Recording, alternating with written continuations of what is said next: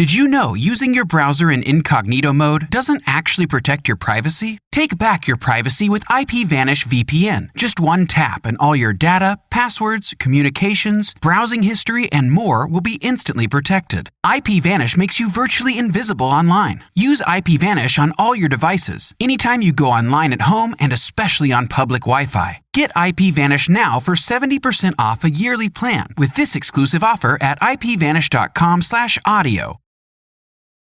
The show is brought to you by our generous patrons at patreon.com/Fallout Lorecast. Robots Radio presents the Fallout Lorecast. Welcome to the Fallout Lorecast, a place for the Fallout community to come together to explore the boundaries of our knowledge about the world of Fallout.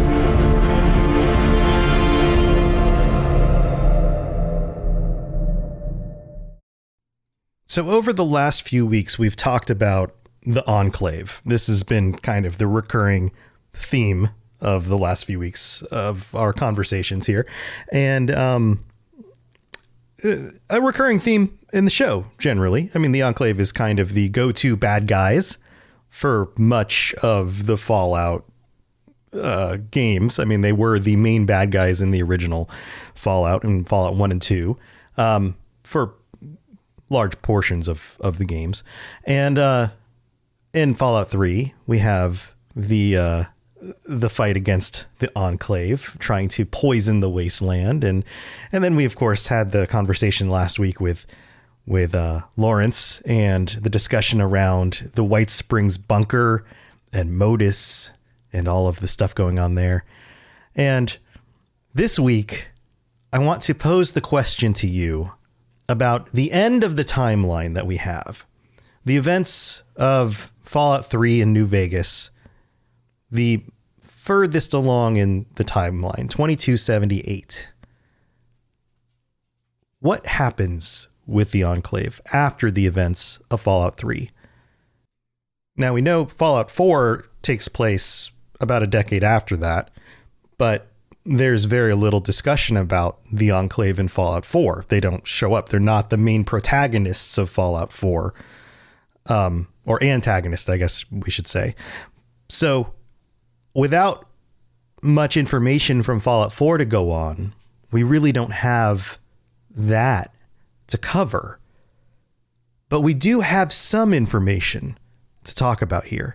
So let's recap a little bit.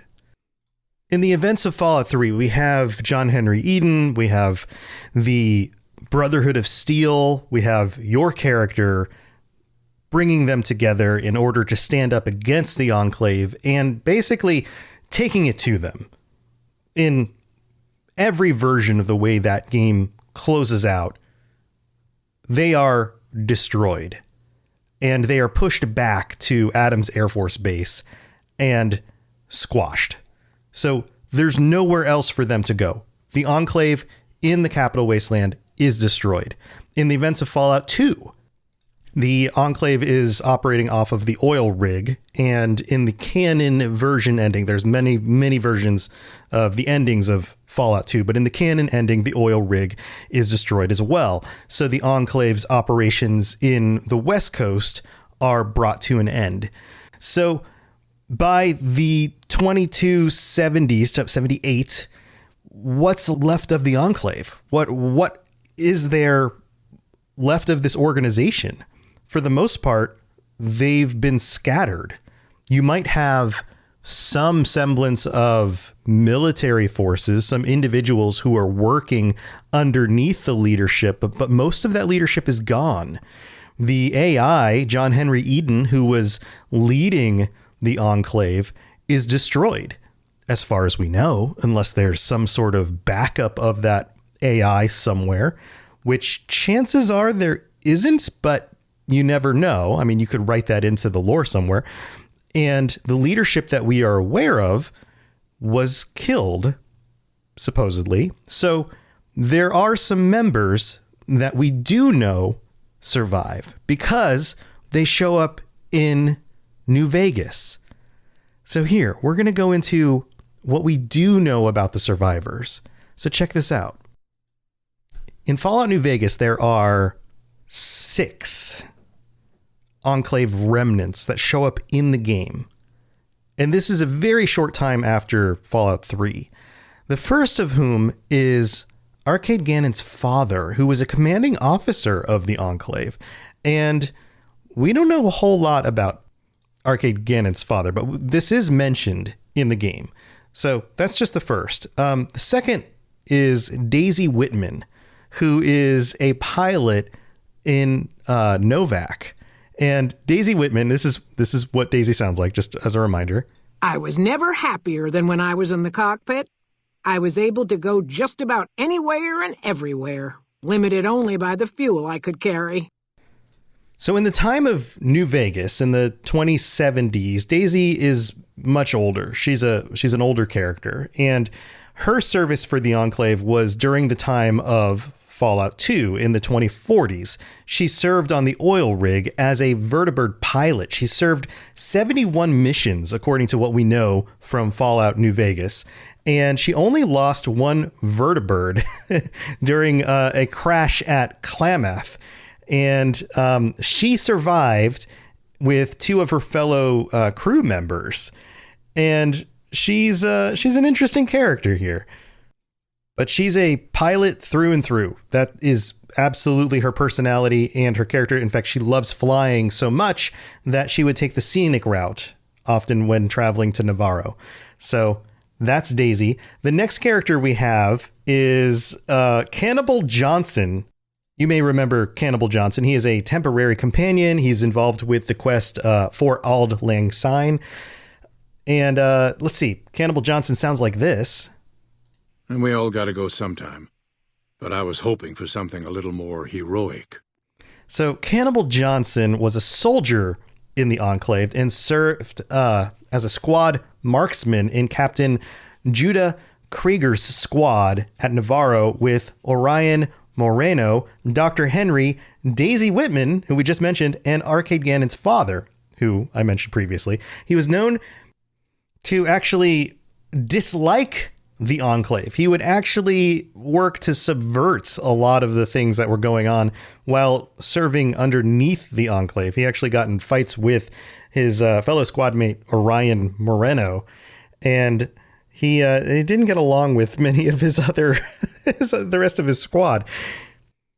He also acquired the nickname Cannibal from, you find out in the story that he was surrounded at one point by a bunch of raiders, and he was desperate for options. So in order to try to intimidate them, one of the raiders who was already killed, he pulled out the raider's heart and took a bite out of it, which shocked so many of them that it actually lended to his survival, but also gave him the nickname of Cannibal and caused them to flee. So it worked, but was obviously disgusting. You know, he's not actually a cannibal, but it, you know, when in the wasteland, do what you got to do, I guess. But he's also an older gentleman. Gentleman was a very, yeah, we'll just go with that. Okay, so also mentioned was Orion Moreno, the squad mate that he didn't get along with. Orion sounds like this. Change of plan. You'll find that I've sealed the doors to this hangar.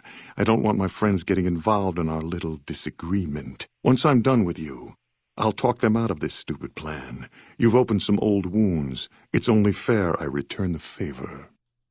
He also is involved with the Auld Lang Syne quest line and, of course, served with the Enclave, didn't get along with his other squad mate, Cannibal Johnson, and also mentioned Arcade Gannon's father. He was a vertibird pilot and was part of the squad's heavy hitters and was very pro-Enclave. He also never questioned the orders or the legitimacy of the Enclave's actions. And in his mind, the Enclave was America. Everything from George Washington to Dick Richardson, who, of course, was the final, quote-unquote, final actual president. That's who America was. The Enclave, the United States, the same thing. which of course is highly debatable. So that's Orion Moreno. Then we have someone by the name of Henry, Dr. Henry. No last name, just Dr. Henry. Dr. Henry sounds like this. Nice work with the Nightkin. I've never seen anyone able to talk their kind out of anything once they had their mind set to it. So Dr. Henry shows up in both Fallout 2 and in New Vegas. He's a Enclave scientist, and then he ends up living in the NCR town in 2241, and then also in Jacobstown in 2281. And he's an interesting figure. He's a passionate researcher who is mostly known for his research on cybergenetics for canines and also research into mutagenic serums trying to cure supermutants. You might remember him specifically as the one who gives you a Cyberhound Mark II in New Vegas. Remember your little cyber dog that you get? This is the guy who gives it to you. Dr. Henry. This is the guy. Yeah. So he didn't get along with the Enclave always. And the reason why he exists in New Vegas is because he decided to leave the faction very shortly before the Enclave oil rig was destroyed. And that's what actually lends to his survival. Had he stuck around, he would have been destroyed with the oil rig. But instead he left. And then the story goes from there. So obviously he's involved with some quest lines and things like that. And many of you will remember him from the game. So Dr. Henry, another surviving post-Enclave member, but of course not specifically in line with Enclave ideology. And then we have our final character here, Judah Krager. I mentioned Judah before, just a little bit. This is what Judah sounds like. I miss those days sometimes. We all had a purpose, you know? I admit that some of the folks in charge were pretty ruthless. The rest of us, though, we were just trying to civilize things. The NCR was still new, and it didn't look like they'd last all that long. So Judah was an Enclave captain and had survived until the time of New Vegas. He was living in Westside in 2281, and he commanded a squad stationed at Navarro, along with Cannibal Johnson, Orion, Daisy Whitman, Dr. Henry, Arcade Gannon's father. He was the commanding officer of their squad. And it was his leadership that kept them from falling apart. He was the one that kept them all together. This is the guy. This is the guy that was able to keep all of those people together, even though they didn't necessarily get along, even though some of those people, like Cannibal Johnson, didn't really believe in the Enclave ideology. This is the guy who was able to keep them together during that time. And I find Krager to be the most interesting of these characters because I think this quote, the quote that I just used here, really hits the nail on the head. And I know that's a trope, but just go with me here. The idea that the Enclave ideology gave these people purpose during a time in their lives when nothing seemed to have purpose is important. And I think that that is the most important thing and reason as to why all of these people were still working with the Enclave and why some of them were super into it, why some of them were gung-ho and believed in it fully, and why some of them were sticking with it even though they didn't believe. The core to this is that quote. It's because it gave them purpose. And in a world, in a wasteland, in a place where nothing makes sense and everything seems like it's falling apart, having purpose is meaningful, and having meaning is powerful. And it's a reason to get up every day. And even though, and he says it right here, even though the leadership wasn't that great, and even though there were things that they were doing that just didn't always make sense or didn't even jive 100% with their morals, there was still a purpose to it. It still seemed like in the end, they were at least leading to something. It was still better than not having a purpose. And I think that that is the core to why the Enclave is appealing to so many of these people. I think that's also a reason why other factions are so powerful. I think that's why so many people just kind of sign up with whichever faction happens to be the first one they come across. Are you going to sign up with the NCR? Well, they were the first ones who showed up. What about the Brotherhood? Well, maybe they were the first ones that showed up. Oftentimes they don't really give you a choice. What about these raiders? Well, they were the first ones who were here. We were starving. We had to do some terrible stuff, but at least they fed us. You know? And it's interesting. So this is what we have of these remnants of the Enclave in New Vegas. And of course, New Vegas is on the West Coast, so these Enclave remnants are older. They come from Fallout 2.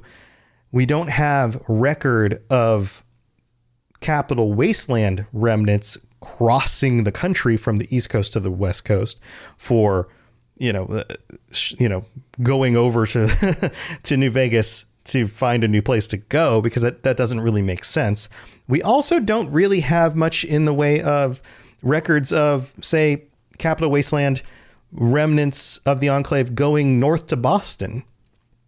There's not really much there. We have members of the Brotherhood moving north to Boston, but we don't really have people saying like, yeah, I used to be an Enclave member. And I don't think that they would be very welcome, being as they were kind of, the losing side. Most definitely. I think enough time has passed on the West Coast for people to say, yeah, I served with the Enclave back then. And enough time has passed that I can just kind of say, oh yeah, they're not a thing anymore. That's fine. But you have to wonder, are there any people in the Boston area that used to sign up with the Enclave about 10 years previous and decided to go somewhere else? Nobody really says they were, but then again, a lot of people haven't moved around a whole lot yet. But I do have a theory, and this theory has been floated, that there may be another location that the Enclave might still exist. In fact, there may be two other locations. And I'm going to get to that right after this mid-break.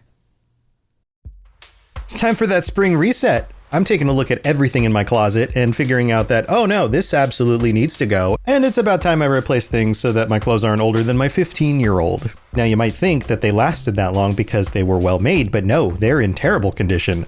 Unlike the new jeans I just got from Quince. Jeans have always been my personal go-to because you can kind of wear them for lots of different things, but maybe they're not your thing. Maybe you're looking for, 100% European linen with insanely soft flow knit activewear fabric. It's definitely getting warmer, and their flow knit activewear is moisture wicking, anti-odor, and soft enough that you'll actually want to wear it every day. So pick out what you want. You can't go wrong because they have prices 50 to 60% less than similar brands. And like I said before, they are high quality. I continue to wear their clothes all the time, and I know that these new jeans are going to last me a lot better than the other things in my wardrobe. And on top of it, they look great. They're so comfortable, and I spent just as much on the jeans that I am now cleaning out of my wardrobe. So if you're looking for something better, just all around better, go check out Quince. So go do it right now. Refresh your wardrobe with Quince. Go to quince.com/falloutlore for free shipping and 365-day returns. Now available in Canada too. Go to quince.com/falloutlore for free shipping and 365-day returns. Quince.com/falloutlore. Did you know using your browser in incognito mode doesn't actually protect your privacy? Take back your privacy with IPVanish VPN. Just one tap and all your data, passwords, communications, browsing history, and more will be instantly protected. IPVanish makes you virtually invisible online. Use IPVanish on all your devices, anytime you go online at home, and especially on public Wi-Fi. Get IPVanish now for 70% off a yearly plan with this exclusive offer at ipvanish.com/audio. Hello there, old chap. Good to see another of General Atomic's finest, still eager to serve. All right, we're in the middle of the show, and holy moly, we have a brand new Tier 5 patron, Dylan R. Welcome to the Patreon. Thank you for signing up, and please make sure that you connect your Discord and the Patreon together. We'd love to have you join us over on the Discord, and that is where we make sure to coincide our schedules and talk about what we're going to chat about on our end of the month patron episode. So please make sure you connect that together so that you can join us at the end of the month. And also, big thanks to everybody else, all 50 of our patrons. You guys are amazing. Thank you for signing up. Thank you for being here. And I can't wait to get you your t-shirts and all that stuff, Dylan. Thank you for being here. And big thanks to everybody else. And if you've been enjoying the show, if we're helping you get through your work day, your commute to work, your workouts, your playing video games while listening to podcasts, whatever it is you're doing out there while listening to this show, then head over to patreon.com/Fallout Lorecast and check out all the different tiers where you can get ad-free episodes. You can join us on future episodes of the show. You can get t-shirts. You can get stickers. There's all sorts of awesome stuff you can get for just signing up and helping support me. And honestly, guys, it's because of you that I can do this as a full-time career now. So it really does mean the world to me to have your support. So thank you so very, very, very, very much. Also, if you'd like to help out in other ways, sharing the show with your friends, leaving a rating and review on Apple Podcasts or a rating on Spotify are also other ways that really help. It drives up our rankings on those platforms. It makes us show up higher in search results. All of that stuff is extremely helpful. And thanks again to all of the support. You guys are absolutely the best. Other little note here, I have launched the Lord of the Rings Lorecast. If you're into the Lord of the Rings, if you're excited about the Amazon show coming out in the fall and you want to learn all about the background of the world and all the stuff before that comes out, because that show is set in the second era of the world, way before the events of the Lord of the Rings movies and the Hobbit and all that stuff. If you want to get ready for all of that, check out the podcast. I'm starting with the beginning of time and the creation of the world and all of that stuff. So that's available on whatever podcatcher you're listening to this on. And I think you guys might like it. So go check that out. And that's all I'm going to say for the middle of the show. Let's get back to the rest of my theories about the Enclave. Here we go.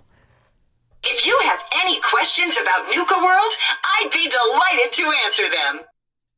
All right. So some other theories here about where the Enclave are and if they're going to be sticking around. So we do know that, well, a few things. Let's talk meta stuff going on. There's some rumors, there's some conversation in the video game space that now that Bethesda is owned by Microsoft and now that Microsoft has other companies underneath their umbrella, that there's conversations around a New Vegas 2. Okay. And we do know that Bethesda proper, let's say Bethesda's main studios, aren't going to let somebody else. There's like a 99% chance that they will not let somebody else develop a Fallout 5. We also know that their main game studios, they're wrapping up Starfield, that is launching later this year in November. And they are full steam ahead on development for the next Elder Scrolls game, which is probably going to be about 4 or 5 years until that comes out.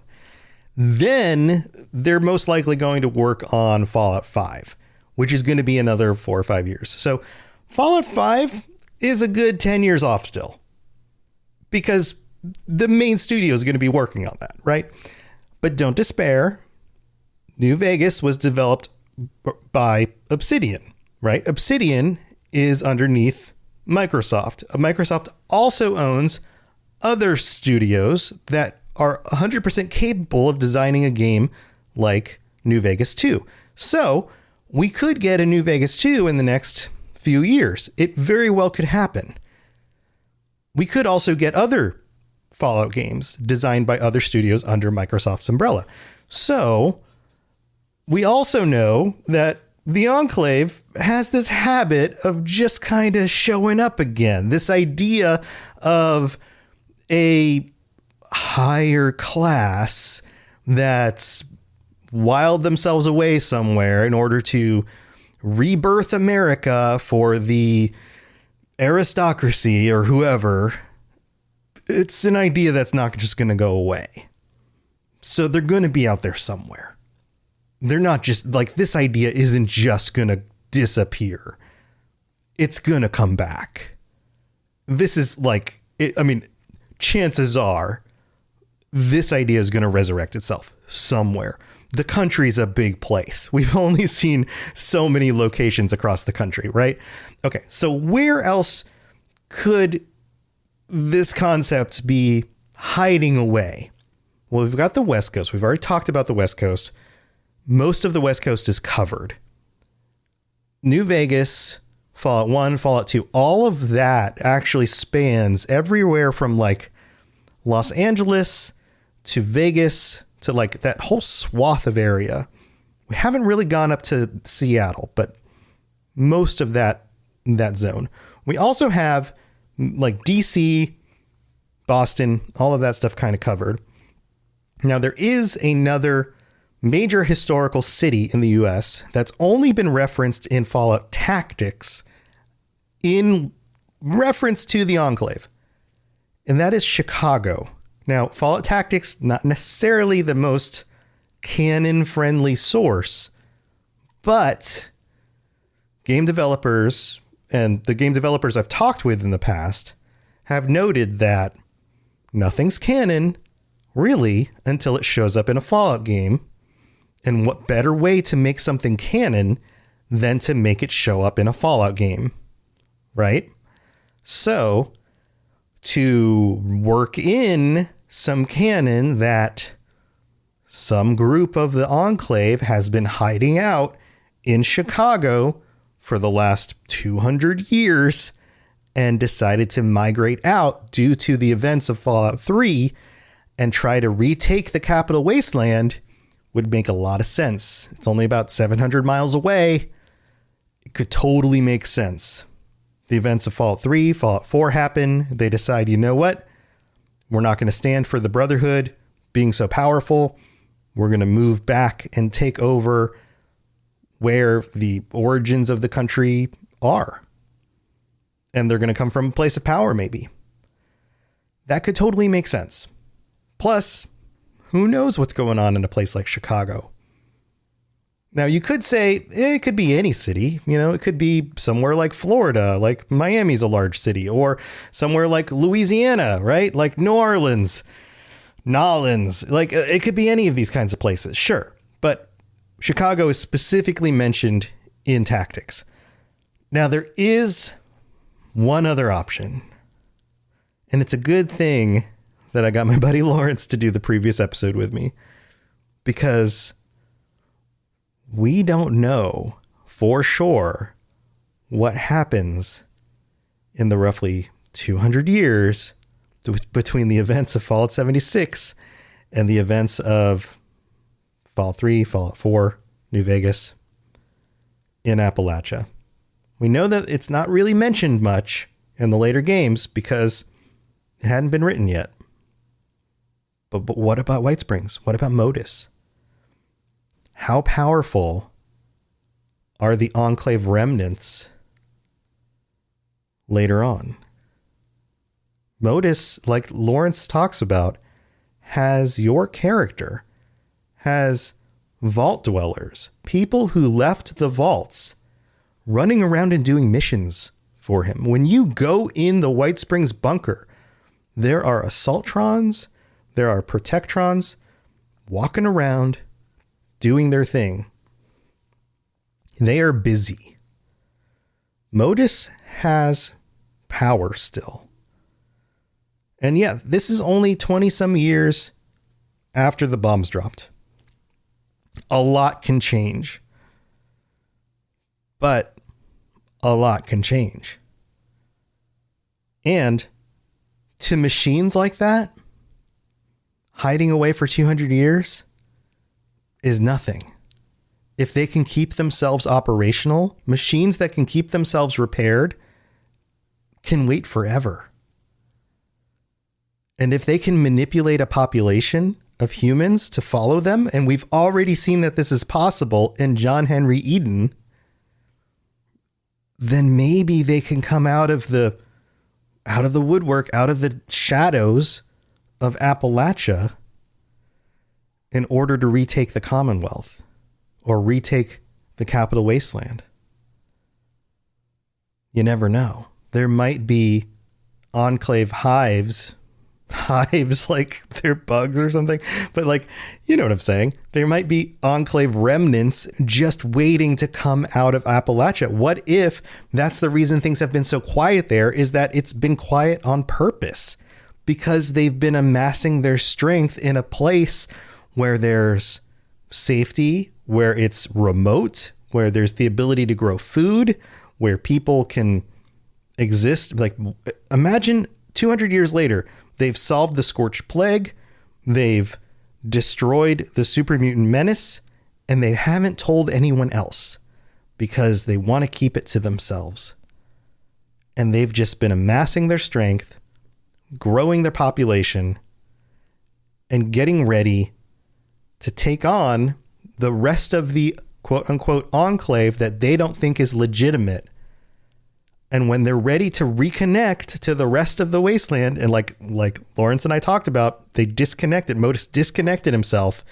And let's say he waited 200 years to amass enough power to think that he was ready to reconnect. And when he does, he realizes that the Brotherhood did his job for him. And they're already gone. And now they're the only enclave left. And they just have the Brotherhood to contend with. That's less to have to worry about. Can you imagine that? Can you imagine armies of Enclave marching out of Appalachia in order to retake the Capital Wasteland against the Brotherhood? That could totally be a thing. And I don't know, Bethesda, maybe you guys are listening to this podcast, but that seems like a really cool concept. So, who knows? Also, if this ends up becoming a thing, maybe consult me a little bit about that, or maybe just like, hey, write me a note and be like, hey, can we use this idea? Because that'd be cool. But tell me what you think. I'd love to hear your thoughts on this. Join me on the Robots Radio Discord. Tell me what you think. If you think this is a cool idea. I think that, we've got some references to Chicago in Fallout Tactics, but we definitely have some canon references in Fallout 76 to the Enclave that could totally wrap into a Fallout 5 or whatever other Fallout games are coming out. So who knows? I'm designing future stories for you guys. So there you go. But let me know what you think. I want to hear what you specifically think, listeners. Tell me your thoughts. Tweet at me at robots_radio. Join me on my live streams. I'm going to be trying to live stream some more during the days. I had a great live stream yesterday. I was playing Elden Ring with some of the community. You guys were popping in, watching me die to all these crazy monsters and stuff. It was awesome. But yeah, Robots Radio everywhere, on Twitch, on YouTube, on Facebook. Just come hang out. I'd love to see you guys. And let me know your thoughts. I'd love to talk with you. All right. That's what I got for this week. I will see you guys next week again, or, well, you'll hear me next week again. Anyway, until then, try not to fall for any ideologies just because they give you some hope in the future of some sort. And, think for yourself. There you go. All right. I'll see you next time. Thanks for being here. Bye, everybody. To plug into everything else we're doing, check out robotsradio.net. Also, look up the Robots Radio YouTube for videos about Fallout and other things. And check us out on Twitter, twitter.com/robotsradio. You've been listening to a Robots Radio podcast. Smart shows for interesting people. Check out all the shows at robotsradio.net.